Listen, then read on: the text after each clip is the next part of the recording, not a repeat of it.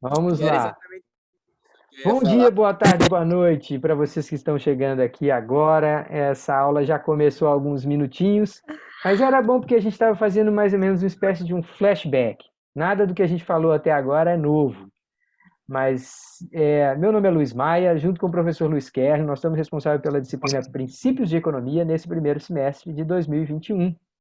E a minha amiga Morgana acabou de me lembrar aqui, doutor Kelly, que eu tinha esquecido de botar para gravar. Já pensou que desastre? Não, mas O bom é que os alunos são mais ligados que a gente, rapaz. não. É somente um atestado de que você é normal, não tem problema nenhum. Beleza. Então, eu vinha contando para nós aqui, todos, fazendo esse resgate, mostrando como que existe intervenção do governo nos mercados. Falei um pouquinho sobre preço máximo, preço mínimo, estoques reguladores, que são assuntos dos nossos últimos encontros. E estava falando agora da questão da externalidade, que foi o tema do vídeo que a gente gravou no início dessa semana para vocês. Então, externalidades é um daqueles contextos, né? Trata-se de algum daqueles contextos em que muitas vezes a turma joga pedra no economista, mas nesse caso específico é injusto, porque o economista tem uma mensagem muito importante para dizer. Tem algumas pessoas lá da área ambiental que olham para nós e falam assim: para vocês, economistas, o meio ambiente é externalidade. Só que essa frase tem menor sentido. O que a gente está dizendo não é isso. O que a gente está dizendo é que tem gente aí safada que joga para terceiros os custos que eles deveriam ter e não pagam por esses custos. É nesse sentido, isso está certo? O economista Tá. não concorda com isso. O economista não está achando que o meio ambiente é um aspecto menos importante e que, portanto, não é interno ao sistema de produção. Não é nada disso. O que o economista está falando é que muitas vezes uma empresa ou até uma pessoa pode jogar para outros a conta dos seus custos. E isso é o que a gente chama de externalizar, de criar uma externalidade. Tá. Então, a gente precisa Ô, Luiz, consertar. Pois não. Luiz, beleza que a Morgana tenha se lembrado de fazer a gravação, beleza, tá bom. Agora, veja, eu acho, Luiz, que a gente poderia falar também do aspecto de que a externalidade, da mesma forma que ela é negativa, ela pode ser positiva. Se gera, eram dois pontos que eu queria ponderar, que se gera externalidade positiva, não é? Eu É. sei que você vai falar sobre isso, mas é Uhum. para não deixar para falar muito na frente, porque não pode, como você está fazendo o imprint, para muita gente é a primeira vez que está falando de externalidade, pode parecer que externalidade é uma coisa, você passa custos, mas você passa também benefícios. Por exemplo, a, a Fiat, para se implantar aqui em Pernambuco, ela está criando a quantidade de gente apta a trabalhar na indústria automobilística, em qualquer indústria, ou pelo menos em várias indústrias, na medida que ela está empregando aquele monte de gente e o pessoal está sendo treinado e tudo. Então, ela está gerando também uma externalidade positiva de treinamento da mão de obra. Eu não estou dizendo que ela quer fazer isso, nem que ela faz isso deliberadamente, não. Mas ela faz, ela gera essa externalidade positiva. E o outro ponto também, Luiz, acho que também poderia associar a externalidade a coisas mais simples da nossa vida. Toda vez que você dá uma festa no seu apartamento e passa de madrugada e você com o som alto e tudo, você também está criando externalidades negativas para a sua vizinhança todinho. Então, eu acho que esses dois aspectos de externalidade positiva e o aspecto de que externalidade está ligado a um contexto geral da vida e não somente a atividade econômica, acho que seria dois pontos a ponderar. O que é que você acha? Acho ótimo, mesmo porque nos ajuda a resgatar o exemplo que a gente colocou lá na aula gravada, que era o caso de alguém que pratica um instrumento musical, né? Um talentoso pianista.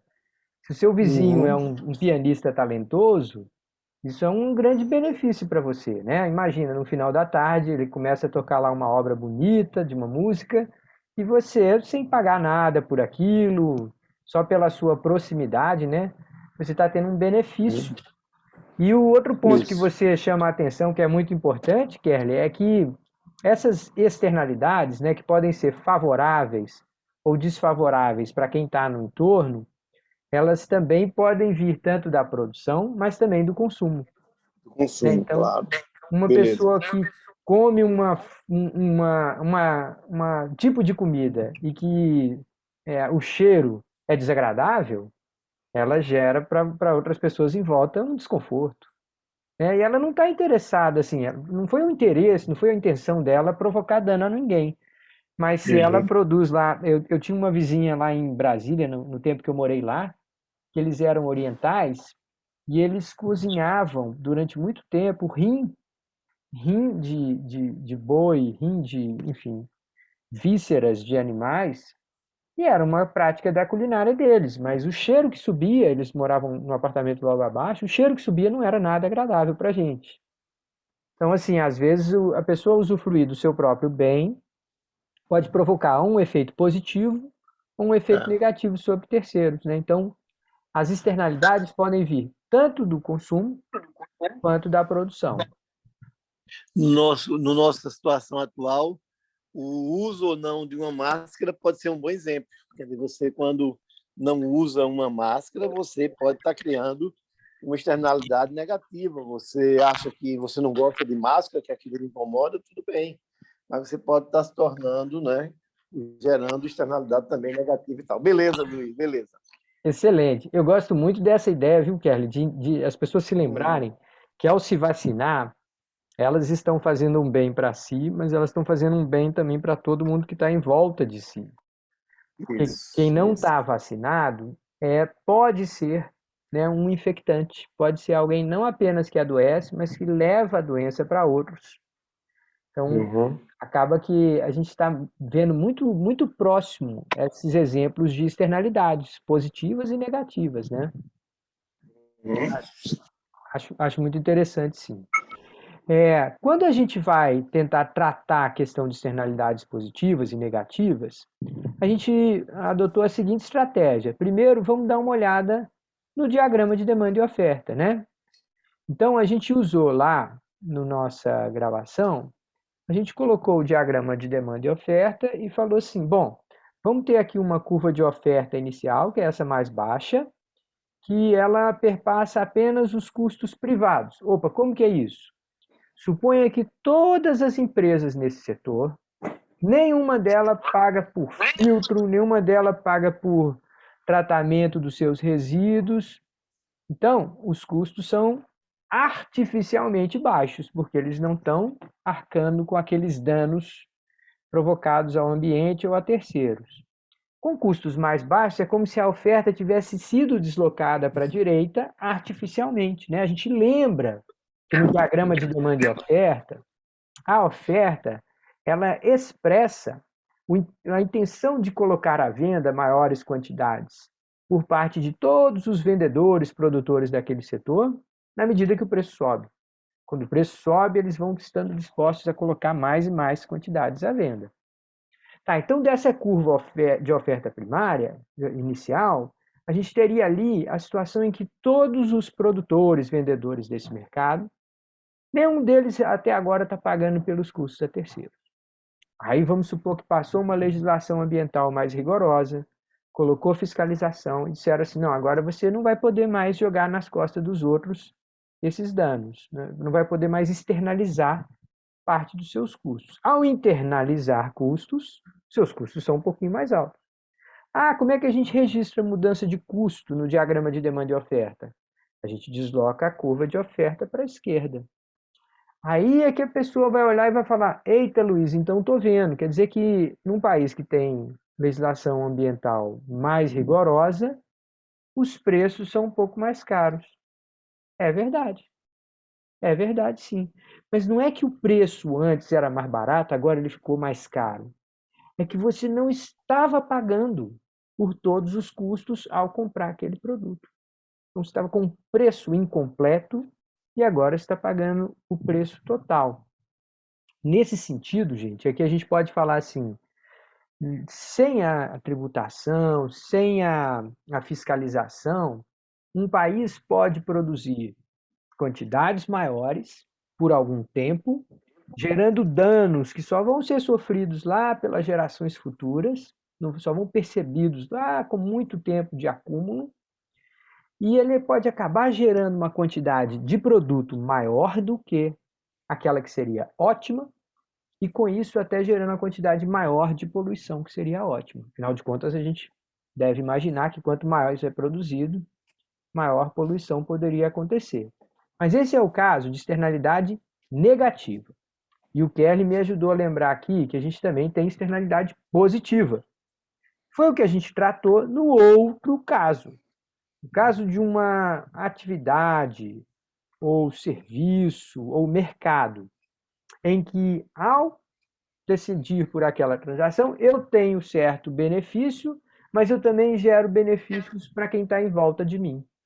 E aí a gente pegou o caso da educação.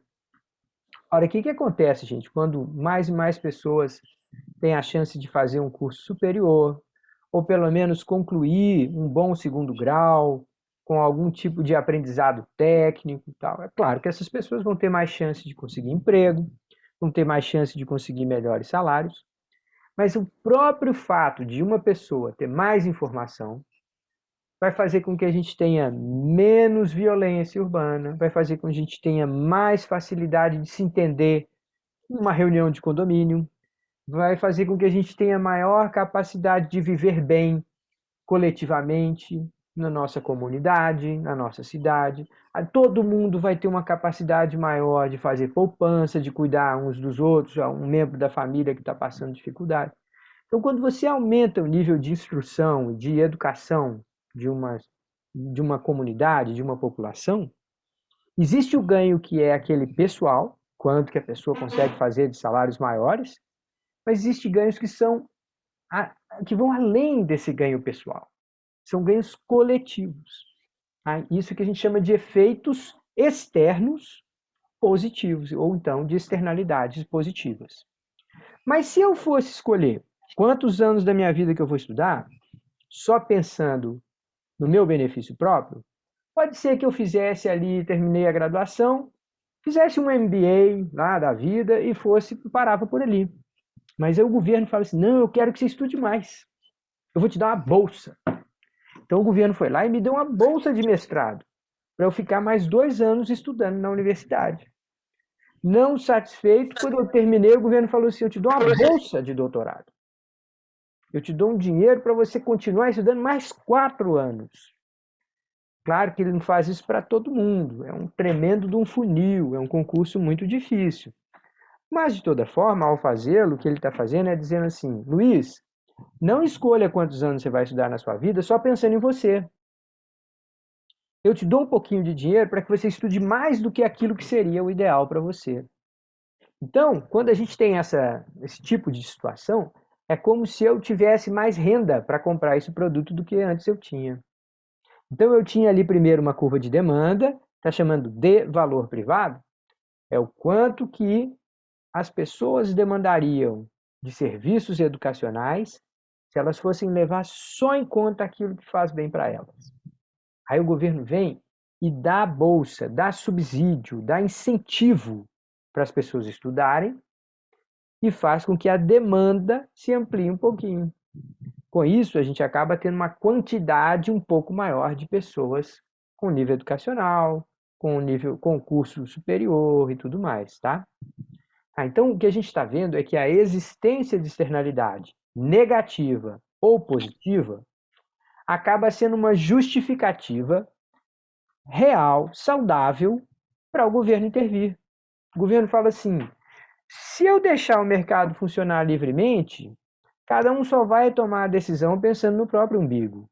E não vai entender que tem ali elementos que vão além do seu interesse próprio. Sendo assim, eu vou intervir. Eu vou ou punir, ou criar taxação, ou criar fiscalização, no caso de externalidades negativas, ou eu vou oferecer dinheiro, dar apoio, estimular, no caso de externalidades positivas. Tá? Então, essas duas condições, né, de a existência desses efeitos a terceiros, são mais um exemplo de circunstâncias em que o mercado acaba não tendo uma situação ideal E aí o governo intervém. Pois é, pessoal, aí você deve estar se perguntando assim, e o governo sempre intervém? Em todos os casos o governo vai intervir? Isso daí sempre é uma regra universal e tal? Tá. Aí teve um cara muito sabido que pensou sobre esse assunto, há muitos anos atrás, um tal de Ronald Coase. Olha o nome dele como se escreve aqui, ó, esquisito, C-O-A-S-E, Coase. E o que ele afirmou foi de uma maneira assim tão categórica, tão interessante, tão robusta, que as pessoas deram um nome para a afirmativa dele de Teorema de Coase. Então vamos tentar ver o que é esse danado desse Teorema de Coase. O Teorema de Coase diz o seguinte: em certas circunstâncias, o mercado é capaz de equacionar o problema de externalidade de modo satisfatório. Mas essas ocasiões são muito raras e muitas vezes pouco reais. Não acontece toda hora. Então, a afirmativa dele acaba sendo aplicada pelo contrário. Fala assim: como o problema da externalidade só é resolvido pelo mercado sem intervenção em casos muito raros, então, a grande maioria das vezes que tiver externalidade, o governo vai ter que intervir. Tá? Então, o teorema dele diz assim: em casos muito especiais, o mercado resolve o problema. Se isso é verdade, a gente acaba entendendo pelo contrário. Fala assim: na maioria dos casos, tem que ter intervenção do governo. Mas vamos dar uma olhada para entender como é que é isso, tá? Como é que é a historinha que o Coase conta? Ele conta a seguinte história: fala assim, imagine que você tem um trem passando, o trilho, a ferrovia está passando ao lado de uma plantação de trigo, tá? Então ali você tem, né, aquela ferragem, aqueles trilhos e tal, a roda de ferro passando sobre o trilho, aquilo frequentemente faz faísca. E se eu tiver a produção de trigo muito próxima assim do trilho, a faísca pode pegar na plantação. A produção de trigo muitas vezes trabalha com um período lá em que a planta fica relativamente seca, e aí você tem incêndio. Aí vem a turma começa a reclamar, tá brigando lá, o dono da ferrovia tá brigando com o dono da fazenda. E aí fala assim, não, quem tem que pagar é você. Você que gerou a faísca.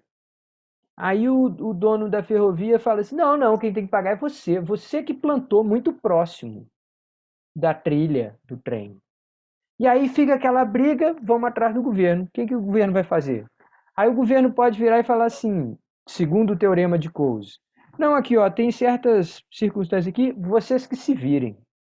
Como assim vocês se virem? Não, faça o seguinte, faça uma conta aí, quanto é que eu vou ter de prejuízo na produção de trigo se eu tiver que dar 2 metros a mais de distância entre, né, o trilho da ferrovia e a área que eu estou plantando? Vê quanto que você perde de dinheiro aí por essa área. Aí o outro fala assim, não, mas espera aí, vamos tentar resolver o problema lá do lado da ferrovia, vamos fazer o seguinte, que tipo de manutenção que você pode fazer nos trilhos para diminuir esse atrito e gerar menos faísca? Porque aí eu poderia plantar mais para perto e tal. Então o governo vira e fala assim, pronto, faça a conta aí vocês dois, o que for mais barato, vocês implementam e dividem por 2 a conta. Parece ser uma solução salomônica, né? Os dois vão ver ali e tal, como é que faz, mas olha o que está acontecendo aqui. Primeiro, o custo está sendo mensurável, está sendo fácil de medir. Segundo, que a transação não está sendo conflituosa, né? Não tem parece que as duas partes estão dispostas a sentar e conversar. Não está precisando de advogado. Os dois sentam e falam assim, vamos tentar resolver aqui sem brigar e tal. Uma vez que eles resolvam um acordo, vamos supor que esses dois obedeçam o acordo para o resto da vida. Seus filhos, seus netos vão continuar obedecendo o acordo para o resto da vida. Todas essas 3 condições que eu acabei de dizer aqui, vocês sabem bem, não acontece toda hora. A maior parte das vezes que tem esse tipo de conflito de interesse, a gente tem que contratar advogado. Mensurar os custos é muito complexo, tem que ter, às vezes, um especialista, um consultor externo com doutorado para vir medir como que vai ser o custo, como vai ser. Depois que faz o acordo, tem que fiscalizar de tempo em tempo, senão as pessoas desobedecem o acordo e tal. Então, o que o Teorema de Coase diz é assim, pessoal, se a gente viver num mundo ideal, em que os custos são fáceis de mensurar, a transação, o acordo não é caro, não é difícil, não preciso contratar advogado. E uma vez fechado um acordo, todo mundo obedece esse acordo pro resto da vida, sem precisar fiscalizar? Se isso acontecer, realmente o governo não precisa se meter. As duas partes vão fazer as contas, vão sentar, vão ver ali qual é a melhor solução e vão dividir a conta entre elas. Como isso nunca acontece, ou quase nunca acontece, a maior parte das vezes a solução é com o governo chegando e falando assim: não, tem aqui uma lei agora, eu impus que quem tem direito a produzir a faísca é a ferrovia. Se pegar fogo, a culpa é do plantador de trigo que não deu a distância necessária para a ferrovia. Aí ele passou aquela. Ou então ele fala assim: não, não, não, passei uma outra lei. A culpa é da ferrovia. O plantador de trigo planta onde ele quiser.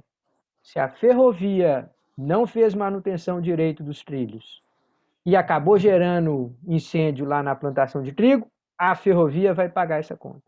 Então, o governo pode decidir o que é justo, o que não é justo, pode decidir os direitos de quem tem e quem não tem. Mas a verdade é que muitas vezes o governo também precisa saber qual é a melhor solução. Ele pode escolher aquela que é mais barata, aquela que é uma solução para o problema e que conjuntamente a sociedade vai pagar menos, tá? Então essa discussão do teorema de Coase, gente, acabou sendo uma espécie de um braço da economia que se abre. A economia do direito, a economia da justiça. Infelizmente, grande parte dos nossos juízes não estudam economia da justiça, não estudam economia do direito.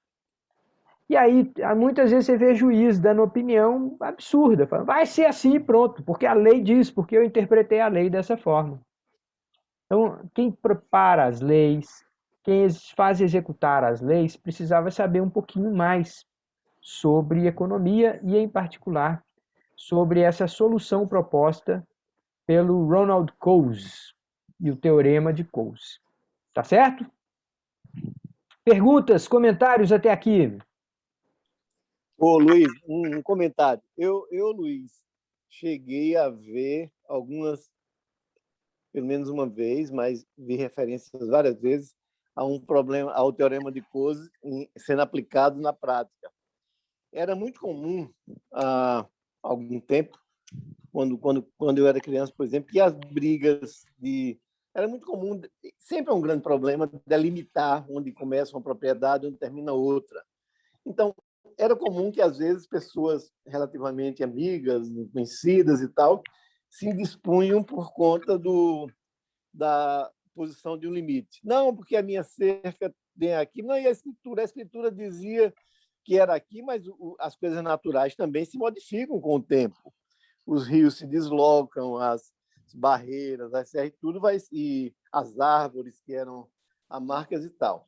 Então, era muito comum, numa situação como essa, que, principalmente, as mulheres, a família, eram os elementos, conversavam entre elas e conseguiam fazer com que os conflitantes aceitassem alguém que desse uma opinião e que fosse respeitada. O Então, eu me árbitro, lembro né? O árbitro. é o que hoje a gente chama de arbitragem.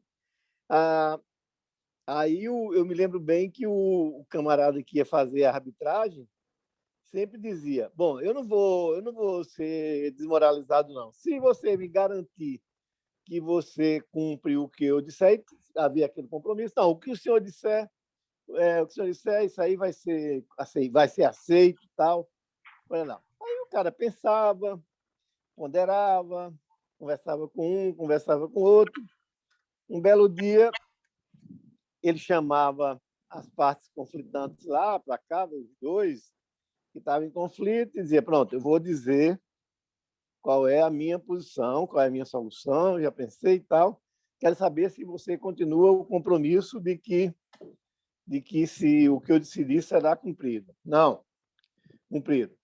E aí o cara dizia qual era. Não, vamos lá ver a cerca. O cara ia, acho que a cerca passa aqui, pelo que eu vi, pelo documento, pelas pessoas que eu falei, a pessoa mais antiga e tal. Funcionava, funcionava. Criava algumas inimizades, algum ficava puto, mas cadê minha palavra e tal, e cumpria. Isso existiu até um tempo relativamente recente, porque você não tinha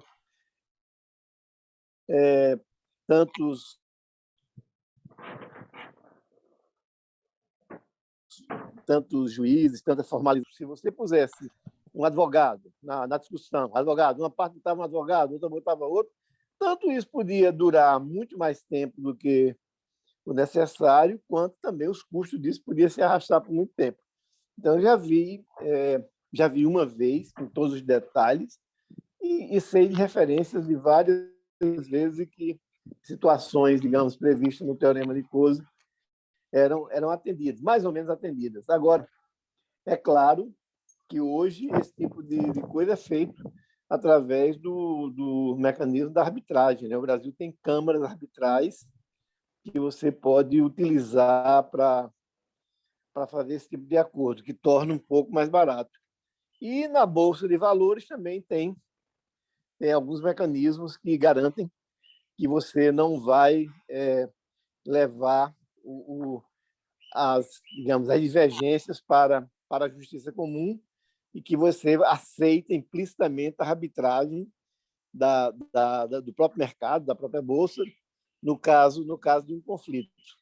Mas eu já vi situações. Quando eu conheci o Teorema de Coase, eu fiquei pensando, bom, mais ou menos era isso que acontecia numa sociedade simples de pessoas que tinham regras bastante claras e tudo. E também muitas vezes se fazia isso para evitar um conflito entre duas famílias. E às vezes não evitava.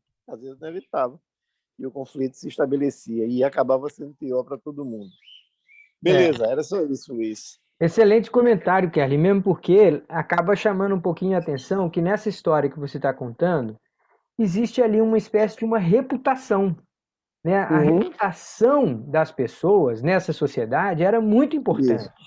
Então, uma pessoa que tinha reputação, ela conseguia comprar sem ter dinheiro, a voz dela era ouvida, se ela desse uma opinião, todo mundo respeitava, se ela chamasse para alguma conversa, a pessoa ia, né? Então, numa sociedade mais simples como essa, os mecanismos de reputação eram muito mais importantes, né? Porque eles serviam como se fosse a justiça, a regra daquela sociedade. Se você violar, você vira um pária. Ninguém quer conversar com você, ninguém mais fala com você, você não negocia com mais ninguém e ninguém compra de você. Então você acaba sendo expulso daquilo ali. É isso mesmo. Pois é. Então, pessoal, então a presença de externalidades e essa história do Coase acabam sendo um pouco da base da criação dessa economia da justiça. Que o nome verdadeiro mesmo, se vocês depois tiverem com curiosidade de procurar, é teoria de contratos, tá? Então existe todo um braço da economia muito interessante associando direito e economia, chama teoria de contratos e que depois vocês podem procurar ler um pouquinho mais se tiverem interesse. Deixa eu falar agora de uma outra circunstância em que parece óbvio a necessidade de atuação do governo, tá? Que é na oferta de bens chamados bens públicos. O que diabo seriam bens públicos, gente? Bens públicos, eu sei o que é bem público, é quando você vai no SUS. Eu sei o que é bem público, eu sei. A gente tem uma noção, assim, geral, no bom senso, do que é um bem público. Mas existe a ideia mais precisa de bem público. E a gente vai chamar de bens públicos só aqueles bens que têm duas características específicas. Primeiro, eles são não excludentes, ou seja, é difícil impedir que uma pessoa usufrua do bem, independente dela ter pago ou não. Peraí. Se você vai comprar um carro, comprar um pneu, ou comprar uma moto, se você pagar, você leva. Se você não pagar, você não leva. Mas e uma praça? Uma praça que tem na sua cidade? Você não tem alguém lá na frente da praça, uma banquinha, falando assim, vai entrar aqui na praça? Qual que é o seu CPF, por favor? Tá aqui, deixa eu ver. Não, doutor Luiz Kelly, o senhor não pode entrar na praça, não, porque a gente está vendo aqui que o seu imposto de renda está atrasado. O senhor não pagou o imposto, então não pode entrar na praça. Observe que até para fazer isso, eu tinha que pôr um muro em volta da praça. Se eu quisesse impedir que entrassem na praça pessoas que não pagaram, eu teria que colocar um muro em volta. E uma praça com um muro não é exatamente uma praça, está mais para uma prisão do que para uma praça. Você destrói a característica fundamental daquele bem, né, que é o fato de ser livre, de ter pessoas circulando, se você tentar torná-lo excludente, ou seja, fazer com que só usufrua quem pagou. A segunda característica de um bem público é que ele é não rival, ou seja, eu usar aquele bem não impede que você use. Então vamos pegar pelo contrário, tá? Imagine um sanduíche. Tem um sanduíche lá em Brasília, num restaurante que chama Sky. Lembrei agora porque meu irmão falou outro dia dele. Meu irmão mora lá em Brasília. Aí o restaurante o sanduíche é uma delícia. Tem uma maionese original que o próprio restaurante faz, não compra de ninguém e tal. Se eu pegar esse sanduíche aqui agora e comer metade do sanduíche, eu poderia dividir, falar, eu vou comer metade, você come metade. Mas a parte que eu comi, ninguém vai poder comer. O meu uso daquele bem impede outras pessoas de usar. É diferente como o caso da praça, mais uma vez. Na praça, se eu vou para a praça e você também vai, melhor. Porque eu chego lá e encontro com meu ex-aluno, com meu aluno, com meus amigos e tal. Então, uma pessoa usufruir do bem não impede que outros também usufruam. Pelo contrário, algumas vezes até ajuda. Né? Se for para uma praça totalmente vazia, não tem graça. Às vezes, quando tem mais gente na praça, fica mais legal. Então, os bens públicos têm essas duas características. Eles são não excludentes, ou seja, é difícil impedir que usufruam mesmo quem não paga, e ele é não rival, ou seja, meu usufruto daquele bem não impede que outros o façam. Vamos dar outros exemplos de bens públicos. Defesa nacional, um exército na fronteira. Ora, gente, a existência de um exército protegendo as nossas fronteiras impede que outras pessoas roubem parte da nossa riqueza, que o nosso país seja invadido, que a nossa segurança seja ameaçada. A mesma coisa é a questão da justiça. A justiça é um bem público. O fato da justiça existir para todos, para mim, não impede que ela exista também para você. Pelo contrário, a gente só vai considerar a justiça se todo mundo tiver acesso igual àquele bem, né? Então, toda vez que a gente tem, por exemplo, pesquisa fundamental, pesquisa básica, que a gente vai desenvolver um novo conhecimento, aquilo ali é um bem público. Por quê? Porque não tem como eu impedir que outras pessoas usufruam do conhecimento.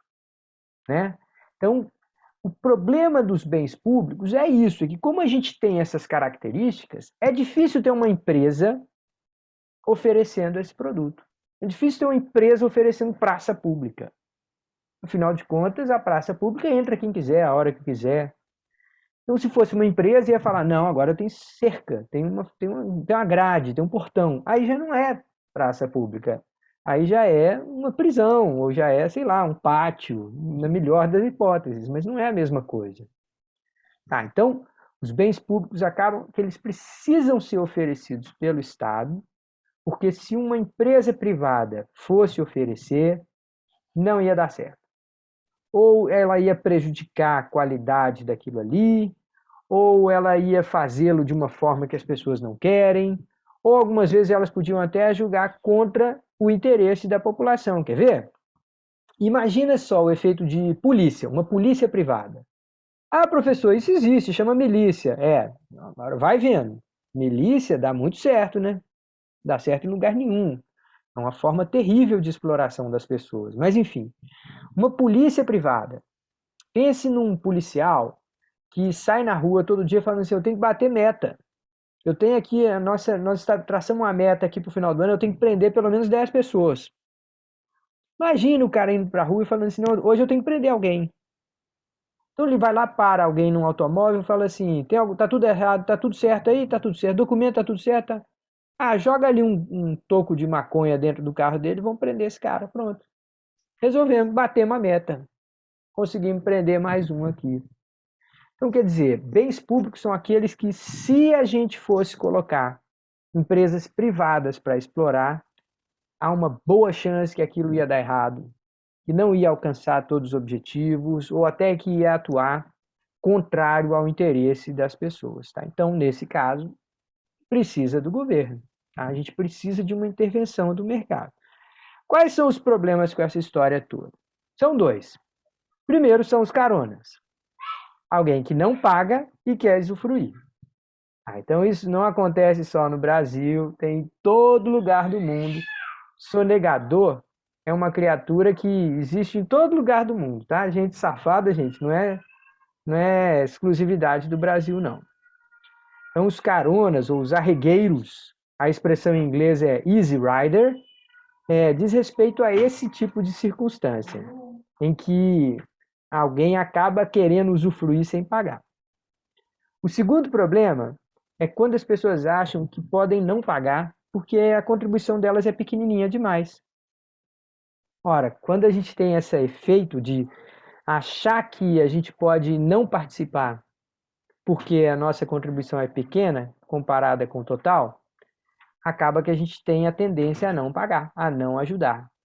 E aí fica todo mundo falando assim, besteirinha, eu vou botar aqui essa informação falsa na minha declaração de imposto de renda, mas não vai fazer falta não, é 200, 300 reais para o governo está cheio de dinheiro aí, cheio de gente roubando, não vai fazer diferença.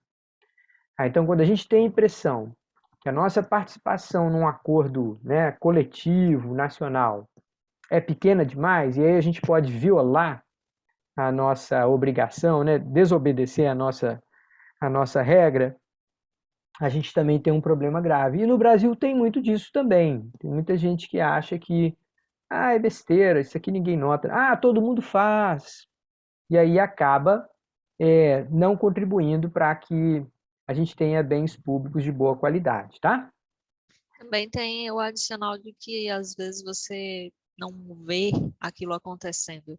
Então você já acha que não vale a pena também fazer, nem investir, nem contribuir no caso. Então, Exatamente. Tem isso também. A gente se revolta, né? Porque muitas vezes o retorno não chega para nós. Aí a gente fala assim, não, agora eu não vou participar desse financiamento aí não, né? seria melhor até se, você quer roubar, mas pelo menos faz alguma coisa, mostra o que você está fazendo, devolve alguma coisa pra gente. Nem isso. Tem gente que usa até essa expressão, né, Morgana? Rouba, mas faz. Não, aquele político ali rouba, mas faz. Pois é. Infelizmente tem isso também. Deixa eu ver aqui se eu consigo compartilhar com vocês. Eu vou ter que compartilhar daqui a pouquinho um arquivo com vocês. Mas deixa eu terminar essa história aqui primeiro, para depois a gente partir para os exercícios. Tem uma última circunstância que eu queria falar com vocês antes da gente partir para os exercícios, que é essa aqui embaixo, da informação assimétrica e risco moral. Gente, aqui eu vou dar só uma passada geral, assim, só para vocês terem uma ideia do que se trata, tá? Mas essa é uma ideia que muitas vezes acaba revelando para a gente a necessidade de algum tipo de correção, de os mercados não agirem da melhor maneira possível. Então, imagine que você não tivesse, por exemplo, uma regra sobre quem que pode ser médico. Qualquer pessoa pode ser médico, qualquer pessoa agora pode prescrever droga, pode prescrever tratamento e tal.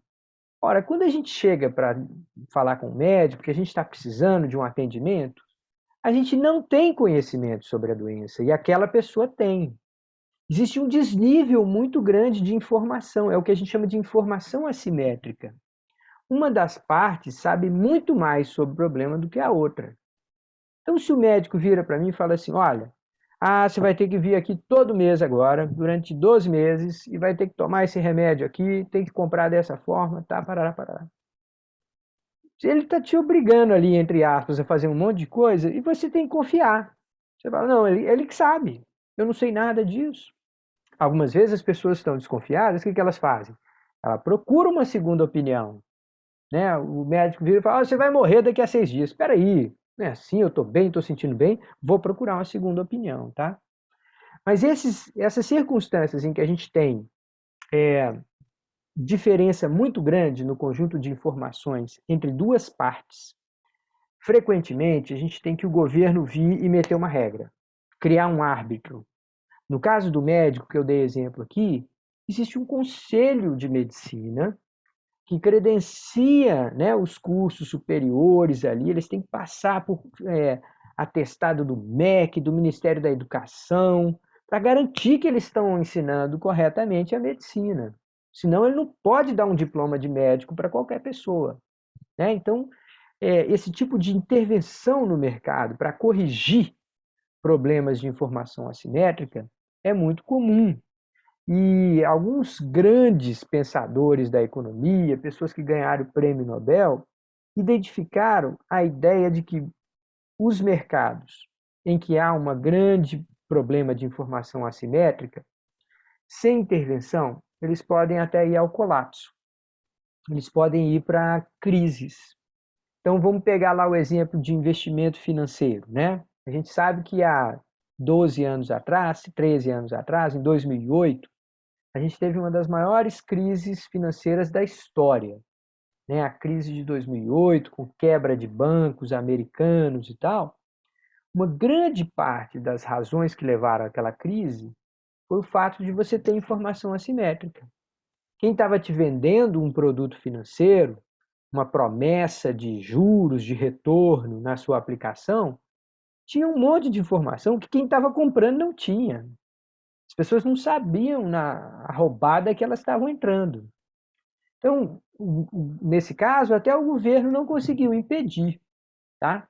Então, quando a gente tem essa situação de diferença muito grande de informação, a gente chama isso de informação assimétrica. E o perigo é o risco moral. Então, risco moral é o segundo conceito que eu queria terminar aqui essa minha fala de hoje explicando. Risco moral diz respeito ao fato de alguém que vê essa transação, essa situação qualquer acontecendo, se considera protegido do risco e aí age de modo negligente, age de modo a não estar nem aí. Então, um médico que vira, recebe você lá, finge que escuta o que você está falando, tá aqui minha filha, ó, vai lá fazer esse exame, tome essa droga aqui, depois você volta aqui. Quando ele está fazendo isso, ele pensa, se a droga não fizer efeito, eu não sofro, se esse exame for desnecessário, eu não estou nem aí, o dinheiro não é meu mesmo. Então, se um médico tem essa situação de informação assimétrica, ele sabe, a outra parte não sabe. Se ele não está muito sujeito a algum tipo de controle, de auditoria, de fiscalização e tal, ele pode agir de modo negligente. Uma pessoa pode morrer na mão de um médico como esse. E o governo pode gastar dinheiro demais fazendo exame desnecessário no SUS da vida se a gente tiver um médico como esse, tá? Então, risco moral é quando alguém age de modo a descuidado, a não tratar de um risco porque a bomba não está estourando nas costas dele. Então, é mais um problema associado a essa situação de informação assimétrica. Esses casos, gente, só para terminar a minha fala mesmo agora, esses casos, o governo tenta corrigir, mas muitas vezes não dá conta. Então, eu dei exemplo aqui da crise financeira internacional de 2008, dei exemplo dos casos da medicina. A medicina é um mercado em que acontece muito erro, muita falha, muito gasto desnecessário por causa dessas circunstâncias de informação assimétrica. As duas partes envolvidas na conversa não têm o mesmo nível de informação, e risco moral, que uma das partes pode se achar protegida das consequências do que está recomendando ou do que está fazendo. E aí age de forma despreocupada, negligente, descuidada, porque o prejuízo vai ser do lado de lá. Tá certo? Então aqui o governo costuma intervir, mas é muito difícil de resolver. Lá na crise financeira, hein, Kerly? Lá em 2008, a rainha da Inglaterra chamou os seus conselheiros econômicos e falou assim: mas vocês sabiam que isso podia acontecer? Aí o pessoal falava: sim, a gente sabia. Mas vocês não fizeram nada? Olha, rainha, a gente fez, mas o povo é danado. É muito difícil prever o comportamento humano, é muito difícil vigiar todo mundo o tempo todo. E as pessoas, às vezes, fingem que não sabem, fingem que se enganam, e nós estamos todos, às vezes, sujeitos a isso. Então é muito difícil de corrigir, tá, gente? Esse problema de informação assimétrica e risco moral. Luiz, eu não sei se você lembra quando depois, não logo depois, algum tempo depois da crise, o, o presidente do Banco Central americano lançou um livro tentando explicar o que tinha acontecido. E ele, que tinha sido considerado um grande presidente do Banco Central, tinha passado muito tempo que ele estava no banco quando aconteceu a crise. E eu me lembro de um argumento muito, muito simples que ele usou. Ele falou: olha, tenta chegar, porque tem que se lembrar que precedeu a crise uma grande euforia. E aí ele usou a seguinte imagem: tenta você chegar numa festa, usou até o nome, uma festa um pouco mais aberta, quase um tipo assim, quase uma expressão, quase uma orgia, uma suruba, uma coisa desse tipo. E chega lá na hora que a festa bombou e começa a dizer: poxa, esse negócio dá ressaca, amanhã tu vai ter problema com isso e tal, vamos parar isso, vamos maneirar, vamos diminuir a música, vamos diminuir a bebida, vamos diminuir a droga, vamos diminuir os striptease, vamos diminuir e tal, e todo mundo, as pessoas vão te matar.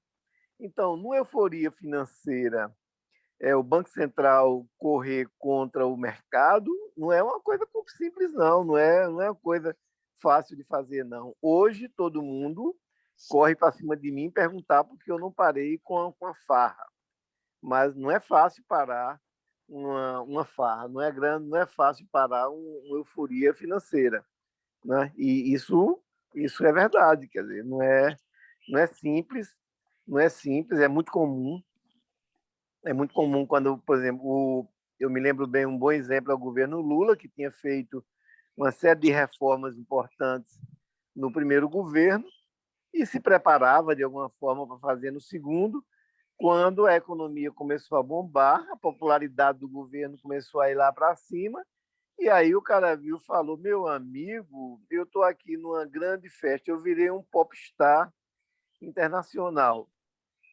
As coisas andam extraordinariamente bem, que o país nunca viu tão bem. Eu vou agora estar me jogando contra os outros, tentando fazer reforma e tal. Quer dizer, aí, digamos, esse passo de estadista, digamos assim, que seria de fato a hora de ter feito uma série de reformas importantes que foram adiadas, mas é como você disse, todos nós somos humanos e não é fácil numa hora de euforia, numa hora que você vira um popstar internacional, que você pensa claramente que é Deus, não é fácil você simplesmente chegar lá e dizer: não, para com esse negócio aqui, ora, e vamos fazer um bocado, enfiar abaixo da goela um bocado de reforma impopular, né? Ainda mais quando você tinha uma eleição em seguida.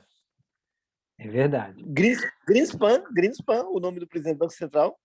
Exatamente. Alan Greenspan, isso mesmo. Greenspan, exatamente. É isso mesmo. Beleza, Luiz. Obrigado, Dr. Kerlin. Pessoal, então, com essa nossa conversa aqui de hoje, eu coloquei aqui no chat um link para vocês baixarem uma listazinha de 4 exercícios, tá? Então, o que eu queria propor agora é a gente fazer a divisão do grupo que está aqui hoje em 2 turmas. E aí a gente discutir, vocês discutirem entre vocês aí por meia horinha e trabalharem esses 4 exercícios. Daqui a meia hora a gente volta e começa a solucionar. Se não der tempo, a gente grava depois o restinho da solução para vocês. Pode ser? Todo Ser, mundo, todo mundo está entrando aí no chat, está vendo um Pode link, ser. ok? sim. Já viram, né? Tá. Tá. Então, ó, eu vou fazer agora aquela divisão de vocês em duas salas. Aí vai ter, deixa eu ver, 1, 2, 3, 4, 3 e 4 pessoas. Deixa eu colocar aqui o tempo, vou dar 30 minutos, tá certo, pessoal? 30 minutos para vocês conversarem entre vocês. E aí, logo em seguida, a gente volta para cá. Deixa eu ver, num dos grupos está com... Eita, está com um a mais. Espera aí, deixa eu passar para o outro. Pronto, agora está 4 e 4. No primeiro grupo está André, Giovanni, Rayane e Tamires. No segundo grupo está Guilherme, Luciene, Morgana e Ricardo. Tá bom? Aceitem aí o convite para ir para o grupo, que vocês vão se reunir em grupos de 4. Kelly não precisa aceitar, não. Ele acabou entrando aqui na divisão, mas não precisa aceitar, não. Até já, pessoal.